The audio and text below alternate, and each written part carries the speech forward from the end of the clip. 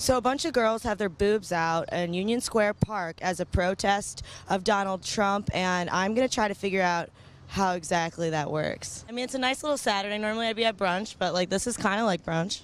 So I thought, what would really grab the public's attention? Boobs. Boobs. Well, actually, I thought if there's two things Americans can't look away from, it's nudity and violence. Yeah. You know, when you're like driving and you see a car crash by the side of the road and you don't want to look, but you have to? Yeah, and if there's boobs in the car crash. I was prepared to go completely naked, but New York has a law against that, which is too bad because my pubes are shaped in an H right now. An H for what? For Hillary, for still with her. But that's very feminist. But as it turns out, I can't show them, so now I'm all itchy for nothing. That sucks. That's it. Razor burn. Yeah.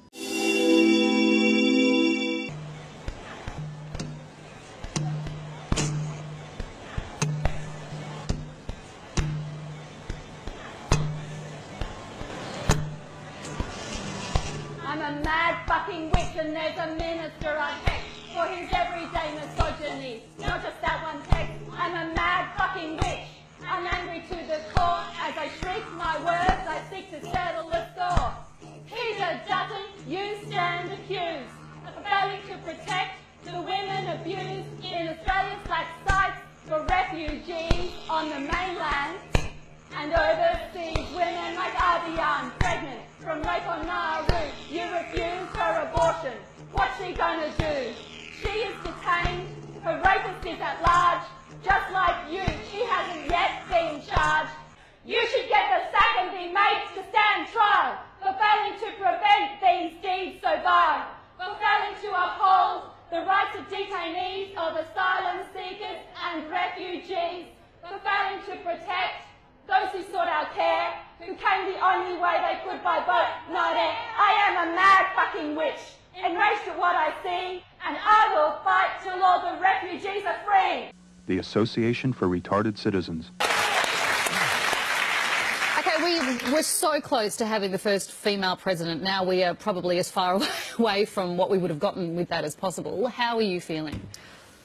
Oh, a little bit drunk, a little bit sad, I'll be honest. No, I woke up this morning full of optimism and full of excitement. I think like a lot of women did today. I felt like whether you were a Hillary supporter for her policies or not, for women this was going to be a big day. And right now, I think a lot of people are just in shock.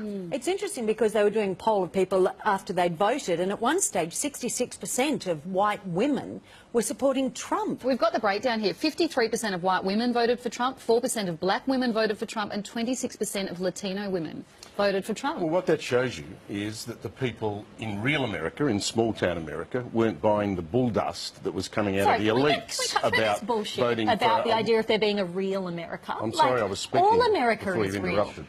Is it okay and the question, I believe, was to me.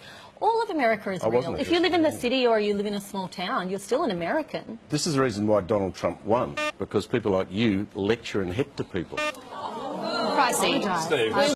Holy shit! That thing looks hurt!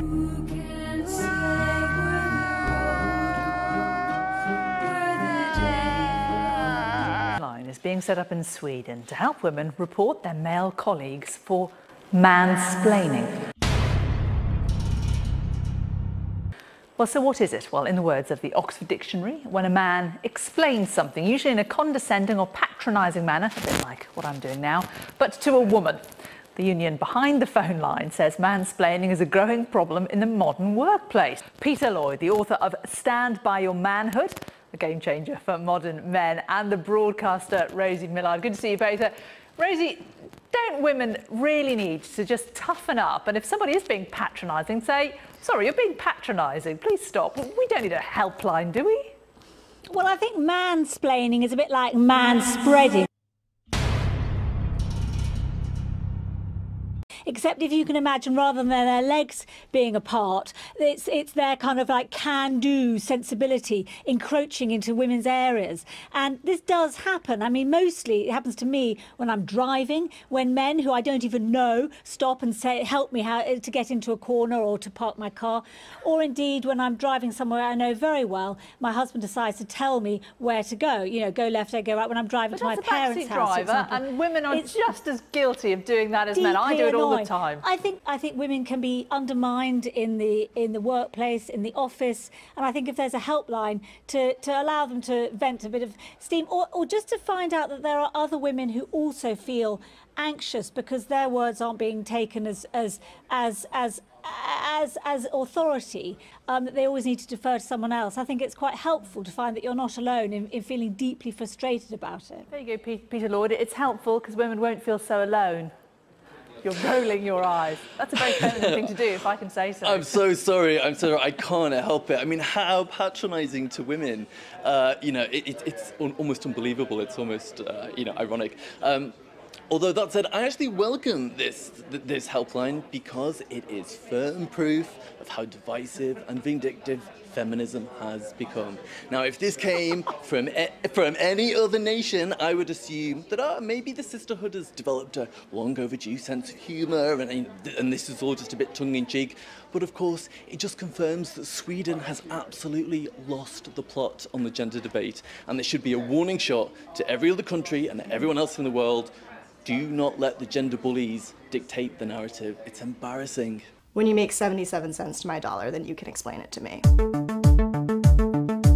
Mansplaining is when a man explains something very obvious to a woman just because she's a woman. I think it comes from an innate sense of superiority. It's some type of like self-confidence issue that they have. It's very patronizing and super condescending. Mansplaining manifests itself pretty much everywhere. It definitely happens at work, group dinners, on Twitter. It's with people who you report to, with people who report directly to you. This is ingrained in men from like a very young age. If there's one mansplainer surrounded by a lot of mansplainers, they'll feed off one another. I think that men like to feel more powerful. Mansplaining knows no bounds. You know, if you're in a professional setting, sometimes you can't tell somebody to shut up. A man will tell me why I'm a talented writer, but I am not logical enough and I write with too much emotions. Let me womansplain this to you real quick. I don't need your unsolicited advice. Please stop. I already know what you're about to mansplain to me. I'm smart. I understand. You can stop talking. Feminist. I also consider myself a feminist. She fights on every major issue that I really truly believe in. She is on my side, whereas the other candidate is not. So I think she is probably the most qualified person that we've ever had as a nominee to run for president.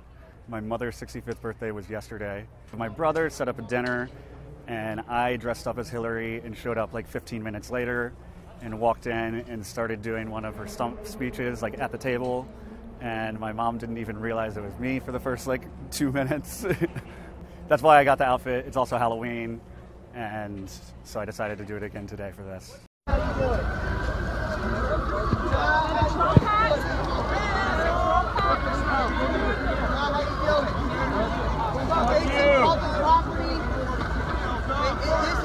not how you do it. This is not how you say, oh, I don't like how things turned out. We just started up. Take off your trumpet. Come on, it's society. This isn't how we do it, y'all. This ain't how we do it. It's not right. This ain't right. Get the fuck out of here. We're all different fucking colors. And we can start it back up again. We can start it back up again, guys. You don't need to be like that. Back up. Yes, we can start it over. Hey, man, I let y'all pieces of protest come up and put it on.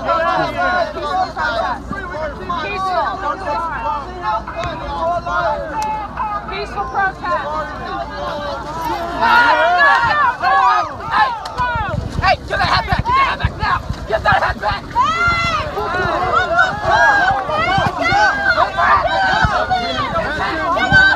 Just let him go. Let him go. Just let him go. Relax, relax, relax! Relax!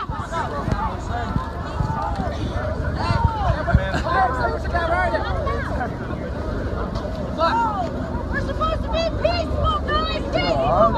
Peaceful!